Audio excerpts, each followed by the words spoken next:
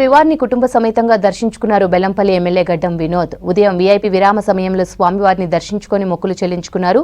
దర్శనం తర్వాత రంగనాయకుల మండపంలో వినోద్ కు పండితులు వేద ఆశీర్వచనం అందించారు. శ్రీవారి తీర్థ ప్రసాదాలు అందజేసి పట్టు వస్త్రాలతో సత్కరించారు టీటీడీ అధికారులు.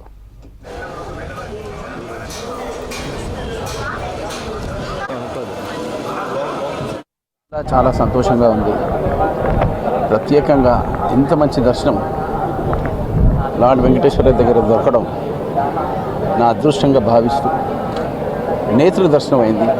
ఎంతో కాలం తర్వాత ఆయన ఆశీర్వాదము ఎల్లప్పుడూ మొత్తం భారతదేశంలో జనాలపైన కాదు మొత్తం వరల్డ్లో ఉండాలని కోరుకుంటూ ప్రత్యేకంగా మా తెలంగాణ మా ముఖ్యమంత్రి గారు, మా సోనియమ్మ తల్లి రాహుల్ గాంధీ గారు, ప్రియాంక గాంధీ గారు, ఖర్గే అంకల్ గారు, మా కుటుంబ సభ్యులు, మా బెల్లంపల్లి సభ్యులు, మా కాన్స్టిట్యున్సీకి సంబంధించిన 1,73,000 మంది కోసం వాళ్ళందరినీ అలా ప్రార్థిస్తూ పెద్దల ఆశీర్వాదం దొరికినందుకు ప్రత్యేకంగా ఇక్కడున్న టీటీడీ అధికారులు కూడా చాలా మంచి సపోర్ట్ ఇచ్చారు.